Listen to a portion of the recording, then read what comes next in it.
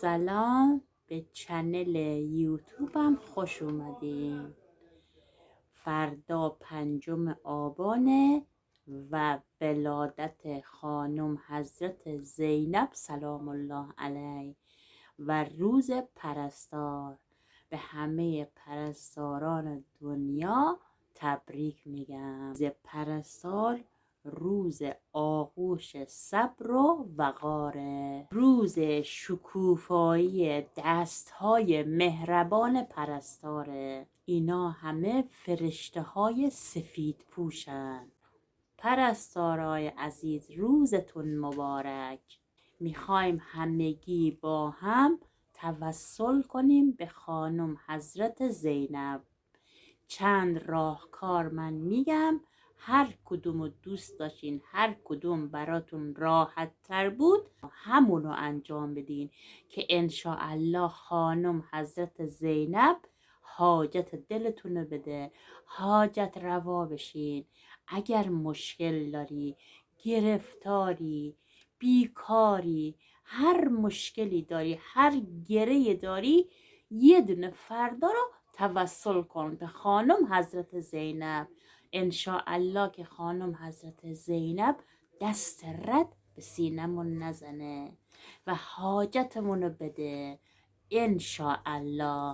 اول 2 رکعت نماز میخونیم، نیت نمازم متوسل میشیم به خانم حضرت زینب. یک نماز 2 رکعتیه، مثل نماز صبح.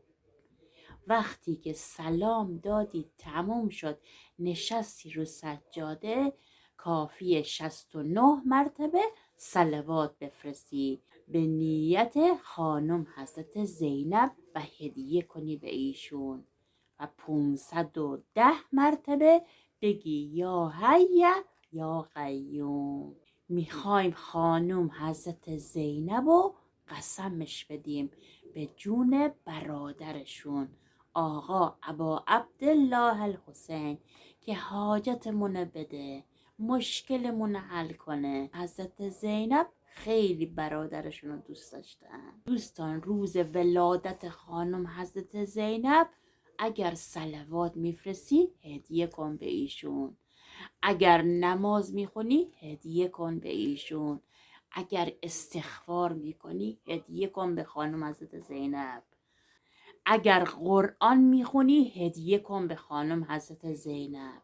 دوشنبه 5 آبان روز ولادت خانم حضرت زینبه و ما هم میخوایم از خانم حضرت زینب حاجت بگیریم. کافی تصویر رو ورداری 99 تا صلوات بفرستی و یکیشو گرو نگه داری.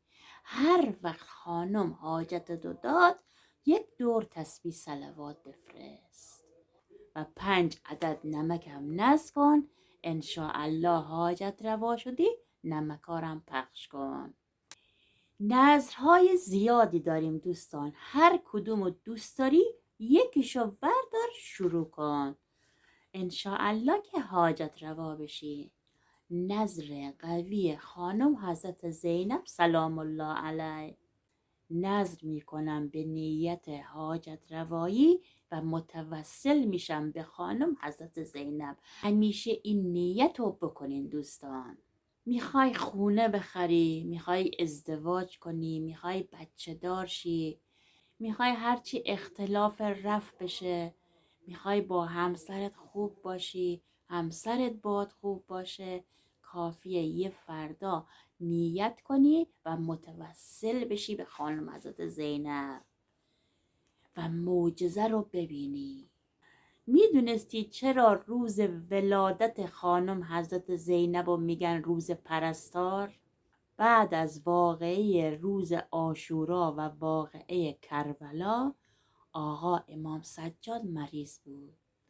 خانم حضرت زینب از ایشون پرستاری کرد و از همه مجروحان اسرای واقعه کربلا پرستاری کرد. خاطر همین روز ولادت ایشونو روز پرستار نامیدن. خانم حضرت زینب با صبر و شکیبایی برادرشون آقا امام سجاد و همه مجروحانو مداوا کردند. به نیت حل شدن مشکلاتت و گرفتاریت هر چقدر میتونی برای خانم حضرت زینب صلوات بفرست. خواستم اولین نفری باشم که روز پرستار رو به همه پرستاران تبریک بگم. میدونستین که پزشک عقل درمانه و پرستار قلب درمان؟ وقتی درمان کامل میشه که هر دو در کنار هم باشن، هم عقل هم قلب. نمازی برات آوردم که حاجت روایی بالایی داره. این نماز 2 رکعتیه مثل نماز صبح. وقتی که خوندی تمام شد نماز و سلام دادی، سرتو میذاری رو سجده و 69 مرتبه میگی یا ربا. اگر صلاحت باشه حاجت روا میشی. هر روز سوره نجمو بخون و هدیه کن به آقا امام سجاد. سوره نجم سجده واجب داره. خوش اومدی دختر فاطمه و علی، خواهر امام حسن و امام حسین. نور چشم عباس خوش اومدی، ولادتت مبارک. نظر صلوات با نمک برای خانم حضرت زینب. 5 بسته نمک میخری، رو هر کدوم دونه بدونه 69 مرتبه صلوات میفرستی و 1 مرتبه آیات الکرسی میذاری یه گوشه از خونه بمونه. انشاءالله هر وقت حاجت گرفتی نمکا رو پخش کن. حتما روز ولادت خانم حضرت زینب نمکا رو تهیه کن و صلواتش رو بفرست، بذار یه گوشه از خونه. ببین که چجوری سریع و سه حاجت میگیری، حاجت روا میشی. دوستان من مدلمه، برای همه دعا میکنم انشاءالله هرچی قلبت میخواد بشه سرنوشتت. همیشه برای همه اینجوری دعا کنین دوستان، ببینین که اون دعا بر میگرده به خودتون. هیچ وقت بد کسی رو نخواین. همیشه برای همه دعا کنین، حتی اگه دشمنت باشه، حتی اگه ناراحتت کرده باشه، حتی اگه چشات پر از اشک کرده باشه، کافیه براش دعا کنی. توسل 1 روزه به خانم حضرت زینب در روز ولادتشون. میخوایم با هم توسل کنیم به ایشون. اول 1 مرتبه دعای شریف حدیث کسا رو میخونیم و هدیه میکنیم به ایشون و 69 مرتبه هم صلوات میفرستیم و هدیه میکنیم به خانم حضرت زینب و 10 مرتبه هم چیکار میکنیم؟ سوره توحید رو میخونیم و هدیه میکنیم به ایشون. انشاءالله خانم حضرت زینب حاجت دل ما رو بده، مشکلاتمون رو حل کنه، گرفتاریمون رو برطرف کنه، جوونمون رو سر به راه کنه. میخوای فرزندت عاقبت به خیر بشه، بچه خوبی از آب در بیاد، سر به راه بشه، همیشه جیبش پر باشه، دلش پاک باشه، 180 مرتبه نیت کن و سوره قارعه رو به اسم پسرت یا به اسم دخترت بخون. شبها برای بچت سوره طلاق آیه 2 و 3 رو بخون برای عاقبت به خیری و سربرا شدن و دور از آدمای بد. برای عاقبت به خیری و خوشبختیشم سوره یونس رو بخون آیه 82. انشاءالله که بچت در امان میمونه، سربرا میشه، حرفتو گوش میکنه، عاقبت به خیر میشه که خیلی مهمه. عاقبت به خیری دوستان سالی 1 بار فرصت داریم، حتما نماز حضرت زینب رو بخون، هر جوری شده بخون. اگر نتونستی بده یکی برات بخونه، انشاءالله که حاجت روا بشی. خیلی آسونه، مثل نماز صبح 2 رکعته. وقتی که نمازت تموم شد 69 مرتبه صلوات میفرستی، 510 مرتبه میگی یا حی یا قیوم. به عشق خانم حضرت زینب بنویس یا حسین.